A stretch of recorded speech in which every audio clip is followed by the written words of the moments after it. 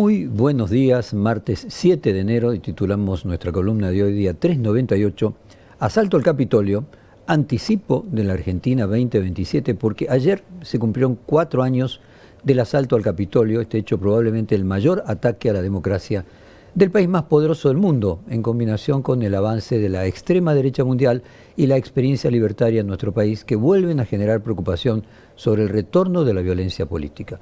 Y para analizar la posibilidad de que esto suceda, iniciamos esta columna de hoy con una canción que utilizó el fascismo italiano durante la guerra civil que se llama Stornelli Legionari.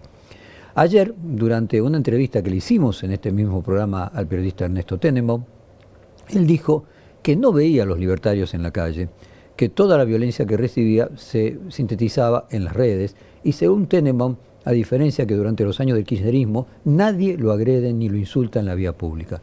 Sin embargo, luego contó que estuvo charlando con el periodista y escritor Bruno Bimbi, que estuvo en Brasil durante el ascenso de Bolsonaro, y le hizo el siguiente comentario. Vamos a escuchar en palabras del propio Tenenbaum. Voy a hablar con Bruno Bimbi, un periodista muy conocido, argentino, que vivió en Brasil durante todo el surgimiento del bolsonarismo, y me dijo, no te hagas ilusiones, tarde o temprano esto va a estar en la calle, porque así fue en Brasil. No lo sé, pero en cualquier caso, por ahora no.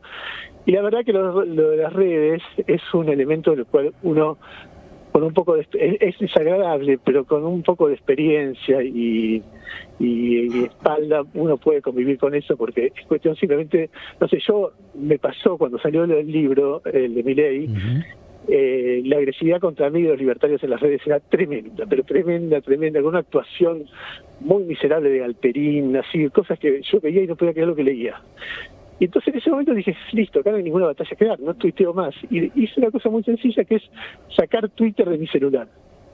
Y entonces a partir de ahí, por laburo, a la noche lo veía en la computadora. Ahora pueden pasar 3 días que ni lo miro. Sé que hay recortes de cosas que yo digo, aparecen ahí, que unos opinan, otros opinan lo contrario, pero no me entero. Y la verdad que no cambia mucho ni tu vida profesional, ni nada. Y bueno, hay un lugar donde, así como antes en las casas se opinaba de lo que hacía tal o cual periodista, ahora se opina en las redes. Bueno, eso no me parece algo muy preocupante. Y mientras le hacíamos esta entrevista a Tenenbaum, se cumplían 4 años del asalto al Capitolio en Estados Unidos, en el que los seguidores de Donald Trump tomaron el edificio del Parlamento norteamericano para tratar de impedir la asunción de Joe Biden luego de la derrota electoral del entonces, hasta entonces, primer presidente de la primera presidencia de Donald Trump. En estos momentos hay una polémica desatada en Estados Unidos porque el recientemente reelecto Trump planteó indultar a más de 1.500 acusados del atentado a la democracia norteamericana, algunos de los cuales son reconocidos dirigentes neonazis o supremacistas blancos. Vamos a escuchar un fragmento de lo que fue el asalto al Capitolio y luego escucharemos a Trump hablando de los indultos. El mundo entero asiste atónito a lo que está ocurriendo en Estados Unidos. Washington, corazón del poder del país, está bajo toque de queda, con la Guardia Nacional desplegada, tras el caótico asalto al Capitolio, protagonizado por hordas de trumpistas que ha dejado 4 muertos y profundas heridas políticas. Estas imágenes pasarán a la historia. Cuando el Congreso se disponía a confirmar a Joe Biden como próximo presidente, miles de seguidores de Donald Trump, azuzados por las acusaciones de fraude electoral del mandatario, se saltaron los cordones policiales del Capitolio e hicieron irrupción en el edificio, dando paso a algo nunca visto. En continuo, las televisiones mostraban el miedo entre los legisladores, escondidos bajo sus mesas, con el sonido de disparos de fondo. Demócratas y republicanos fueron evacuados, entre ellos el vicepresidente Mike Pence. Mientras la turba se adueñaba de los pasillos y las oficinas del Capitolio, agentes de seguridad, arma en mano y dispuestos a disparar, vigilaban las puertas del Pleno.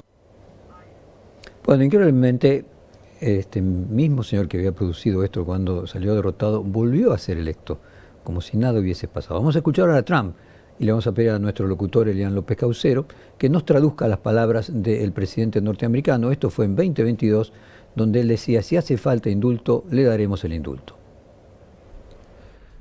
Si me presento y gano, trataremos con justicia a las personas del 6 de enero. Los trataremos con justicia. Y si hace falta un indulto, les daremos un indulto, porque se les está tratando muy injustamente. Y mañana, 8 de enero, parece una coincidencia, se cumple también una fecha del intento de golpe de Estado en Brasil, también con la toma de los edificios principales en la capital Brasilia, el intento de golpe de Estado en Brasil, que de manera muy análoga con Estados Unidos, seguidores en el caso de Brasil de Jair Bolsonaro, tomaron los edificios gubernamentales para intentar impedir la asunción de Lula y camioneros bloquearon las rutas para desabastecer de combustible a todo el país.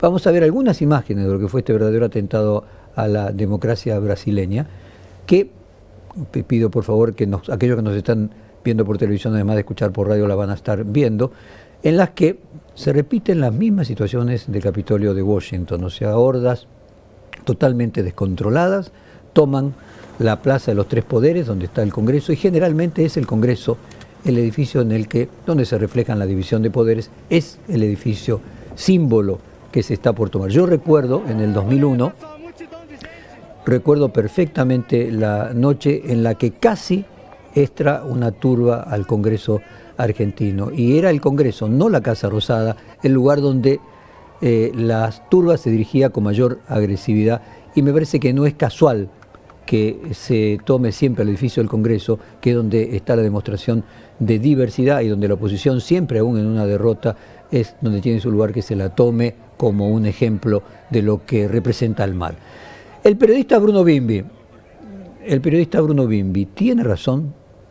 Él vivió en Brasil y vio todo esto mismo que acabamos de pasar recién. Tenemos que esperar una agudización de la violencia política, al igual que sucedió en Estados Unidos y en Brasil.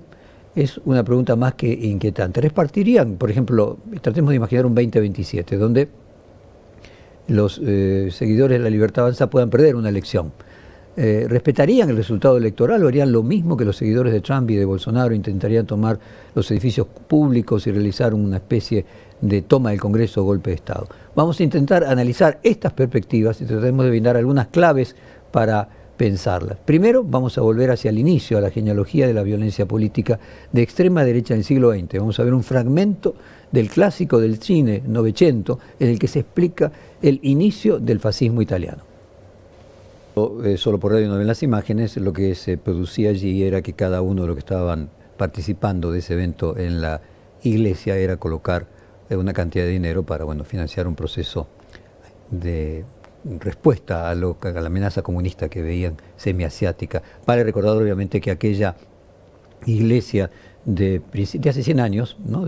Podríamos decir de 1930, hiperconservadora, no tiene casi nada que ver con la de posterior al Concilio II y mucho menos con la actual del Papa Francisco. Lo que se veía en este fragmento es que dueños de campos se reunían en la iglesia, alarmados por el avance del comunismo, para financiar el primer grupo de choque de fascistas. En la actualidad no hay un avance del comunismo a nivel mundial, solo hubo experiencias progresistas y socialdemócratas en diferentes países del mundo que tuvieron algunas políticas distribucionistas y de ampliación de derechos civiles que se ponen en cuestión por la crisis económica, y distribucionistas verdaderamente muy modestas. Y si bien Milei y Bolsonaro hablan del problema de la amenaza comunista, no es en contra de los comunistas reales contra quienes despotrican, sino contra el progresismo de la llamada Agenda 2030 o Agenda Woke. Tal vez ahí haya una de las claves para pensar esta suerte de grupos neofascistas contemporáneos.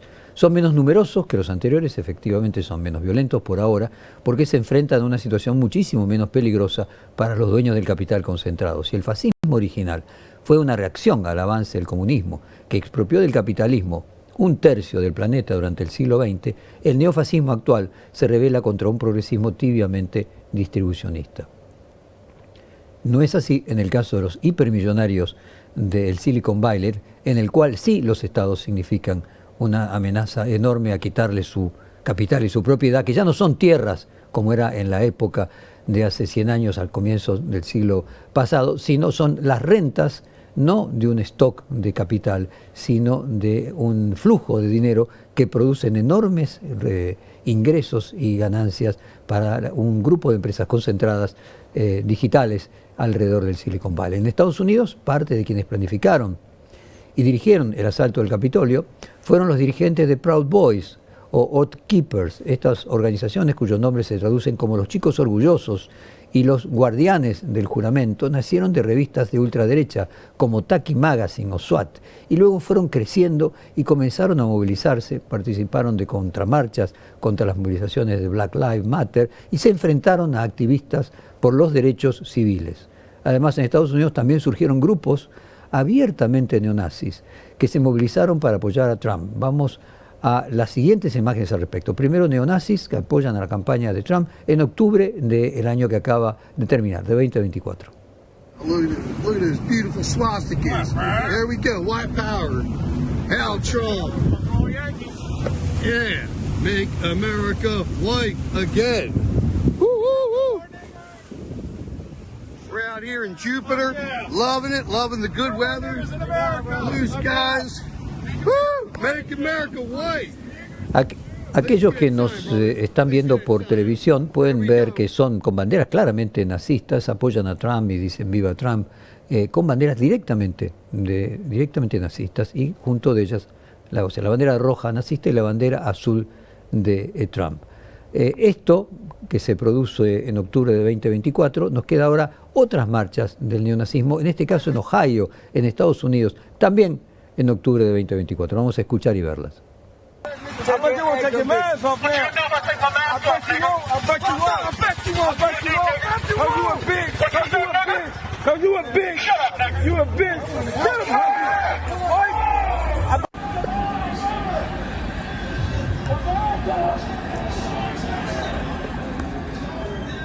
Allí teníamos nuevamente a quienes nos están escuchando solo por radio, que las imágenes que pasaban era de un grupo pequeño, para ser honestos, de neonazis, en este caso vestidos de negro, con banderas con el símbolo nazi, en este caso sobre bandera negra. En Brasil, los grupos que se movilizaron para intentar e impedir la asunción de Lula estuvieron coordinados por expertos en comunicación, militares y gobernadores del bolsonarismo. En la actualidad hay una investigación sobre el expresidente Bolsonaro, militares y un personaje bastante particular, Fernando Cerimedo. Cerimedo es el director de un medio mileísta que lleva como nombre La Derecha Diario y fue uno de los armadores de la estrategia de comunicación digital de La Libertad Avanza. Hace un mes, luego de una investigación, fue imputado por ser organizador e instigador de la toma del Planalto en Brasil. Cerimedo, que trabaja para el bolsonarismo, hacía vivos de YouTube en el que revelaba supuestos planes del partido Lula, del Partido de los Trabajadores, para hacer un fraude en las elecciones. Sus vínculos con el gobierno de Milei refuerzan la hipótesis de una posible evolución de acciones violentas y antidemocráticas que empezaron en las redes y que puedan en algún momento terminar en las calles.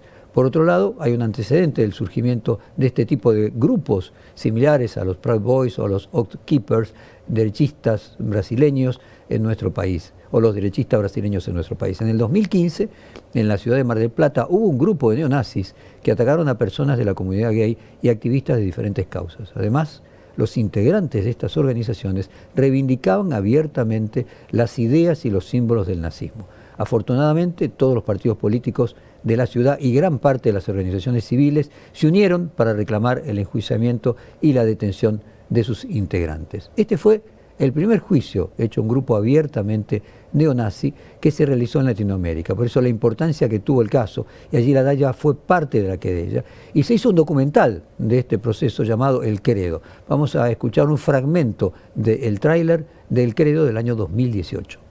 Neonazis. Estoy mostrando de que somos gente normal, ningún saludo extraño, no tenemos ningún horno, ninguna cámara de gas. Estas personas que están en el banquillo de los acusados, ¿conformaban o no una banda neonazi? Todo este juicio va a ser grabado y filmado. A la nolea. A la nolea. A la nolea. Nunca existió tal asociación. Gonzalo Paniagua. Gonzalo Paniagua. La verdad que estoy enojado, indignado. Alexander Levchenko. Ahí está el rusito. Rusito por allá. Lo único que quiero es continuar con mi vida. Nicolás Caputo. Marco Caputo. No soy nazi. Giordano ahí atrás. Españolo. Soy inocente de todos los cargos. Franco Pozas. Soy inocente de todos los cargos que se me imputan. Nada más, señor juez. Les están pegando con un palo muchos a uno solo. 2 aberturas en el cuero cabelludo. Con un tubo de PVC relleno de cemento. Me quiebra el brazo. El próximo recuerdo que tengo es despertarme dentro de un tomógrafo del hospital regional. ¿Qué más se necesita? Que confiesen. Tenía golpes en la espalda marcados, los vamos a matar. Te vamos a agujerear la panza. Te voy a matar. El objetivo puntual era matarme. Tené cuidado porque en Mar del Plata somos muchos.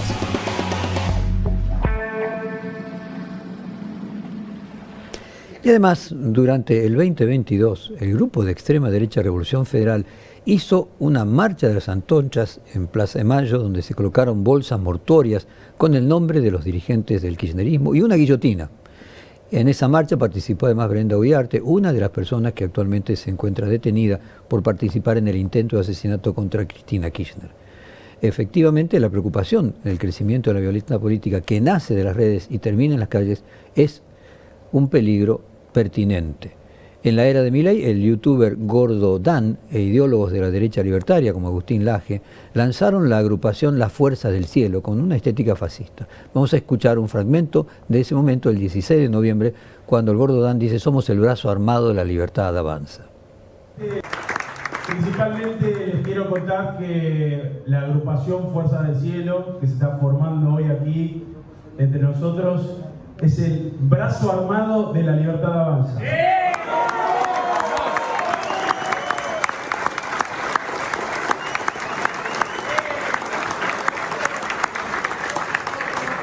Es la guardia pretoriana del presidente Javier Milei.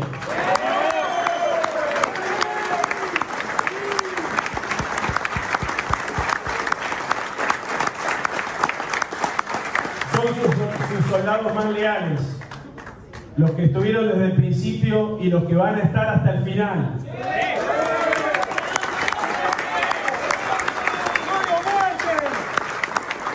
Y vamos a estar hasta el final defendiendo el proyecto de país de nuestro líder Javier Milei y defendiendo sus ideales. ¿Cuáles son? Los ideales del presidente, él mismo lo dice siempre, es el liberalismo, que es el respeto irrestricto del proyecto de vida del prójimo, basado en el principio de no agresión y en defensa del derecho a la vida, la libertad y la propiedad privada. Bueno, casualmente no saben lo que dicen porque el liberalismo es exactamente lo opuesto a lo que pregonan. Y uno de los organizadores de este grupo, Agustín Laje, tiene declaraciones como la siguiente: cada balazo bien puesto para los zurdos ha sido para nosotros un momento de regocijo. Escuchémoslo en sus propias palabras. Celebramos a la policía, los felicitamos. Cada balazo bien puesto en cada zurdo ha sido para todos nosotros un momento de regocijo. Cada imagen de cada zurdo lloriqueando por el gas pimienta en su cara ha sido para nosotros un momento muy placentero de ver. Ha sido un momento donde nos ponemos de pie y aplaudimos a nuestras fuerzas de seguridad y los apoyamos. ¿Por qué? Porque en este país debe regir la ley. En la Argentina de 1983, luego del juicio a las juntas, dijimos nunca más, que nunca más íbamos a resolver nuestras diferencias políticas con violencia. Lamentablemente, un ejemplo fue el atentado a Cristina Kirchner. Desde el triunfo del presidente Milei parece que este consenso básico estuviera poniéndose en cuestión. Es preciso que todos los sectores políticos, periodísticos, intelectuales tomemos conciencia de los riesgos que significa que este país vuelva a la violencia política y tengamos acciones para desescalar este nivel de agresión. Por ahora son solo violencia en los trolls de Internet. Esperemos que queden allí y que no sea como todo proceso de fusión que lleva un tiempo en la efervescencia hasta que se convierte en una explosión. Esperemos que no sea así y que Argentina no tenga que vivir en 2027 ninguna situación como la que se vivió en el Capitolio norteamericano en 2020 o el año pasado en Brasilia.